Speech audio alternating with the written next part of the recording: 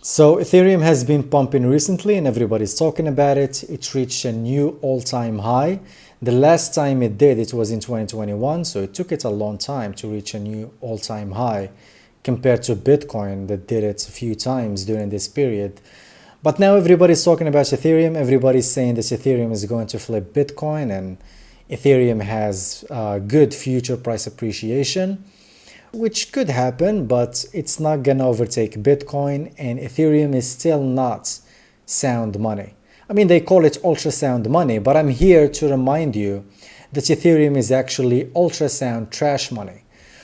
Because for a good invention, or should I rephrase it, you know that an invention is good when you don't know who created it. We don't know who invented the wheel, and we don't know who invented fire, and we don't know who invented Bitcoin.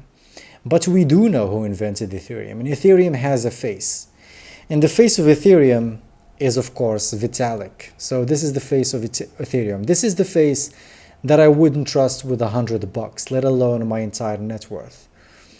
And so the fact that Ethereum has a face makes it not sound money, because Vitalik has great control over Ethereum in the same way that the dollar also has a face, and this is the face of the dollar, Jerome Powell.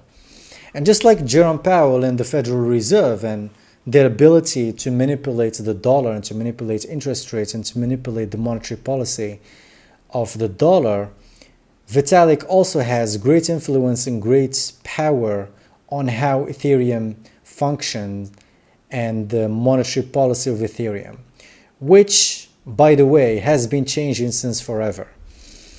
So ETH is centralized. It is a centralized cryptocurrency. People like to say it's decentralized. It's not decentralized. Just like the Fed.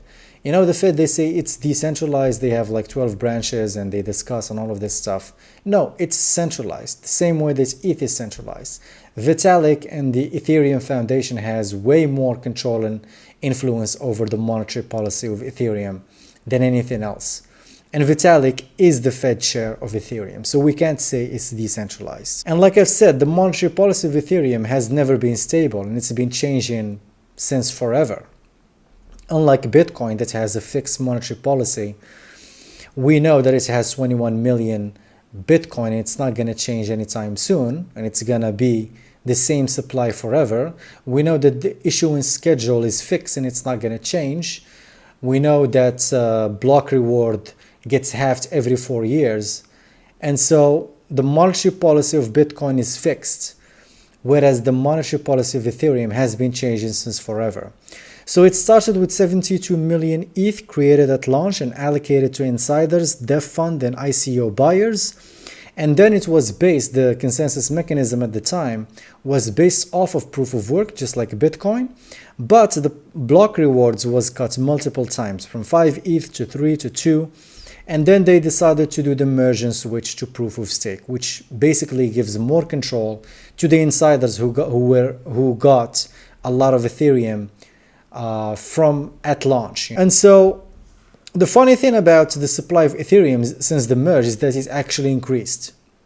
And so the supply of Ethereum is subjective and changeable according to the usage and demand for block space. So if we look here, ETH supply is now higher than before the merge upgrade. Its supply as of 10 February is 120 million, 11,000 higher than the supply on 15 September 2022, the day of the merge. So the supply of Ethereum has increased since the merge. And not only that, but the main point is that the monetary policy of Ethereum is not static, it's not stable, it changes and it's subjective and it's changeable according to the usage of the network. But you know, some people still say that Ethereum is not like Bitcoin, it has multiple use cases. And so Ethereum infinite use cases all failed since its inception. ICOs, mostly scams and failures, rug pulls and so on, hype collapsed. Decentralized finance, mostly Ponzi yields, hacks, no real adoption. NFTs were just JPEG speculation, pretty much all of them crashed. And Web3 is overhyped, no users, and it's too expensive. Ethereum also has a huge censorship problem. Nearly 40% of the ETH network is OFAC-compliant. In other words, almost 40% of its validators censor transactions at the protocol level. And so, as you can see here, 37% of the network enforce OFAC compliance. So this is post-merge OFAC compliance blocks, and it says here protocol level censorship bad. So the censorship in Ethereum is quite bad, and it's not freedom money, it's not neutral money. It basically bends to the will of the United States government, and it can't be trusted by everyone all around the world. However, Ethereum still has one use case that pretty much everybody's talking about right now, and it's the demand for stablecoins. Ethereum is the largest network for stablecoins, except for the most used stablecoin. And USDT, of course, is the most used stablecoin in the world. But unfortunately, most USDT transactions do not happen on Ethereum. So Ethereum is expensive. Tron, on the other hand, is cheaper and faster. So Tron actually took over Ethereum in total USDT supply. So as you can see here, Tron leads USDT supply growth, taking over Ethereum's stablecoin position. Tron has surpassed Ethereum in total USDT supply with 75.8 billion in circulation, making it the leader in stablecoin payments. And USDT daily value transferred by network, you can see that the Tron network has way more value transferred compared to Ethereum. Of course, Tron network is the one in red color, Ethereum blue or purple. And here also you can see USDT daily number of transactions. Tron has way more daily transactions compared to Ethereum. This data confirms that Tron has become the primary transactional blockchain for Tether's USDT. This is especially true in regions and use cases where cost efficiency and fast confirmation times are critical.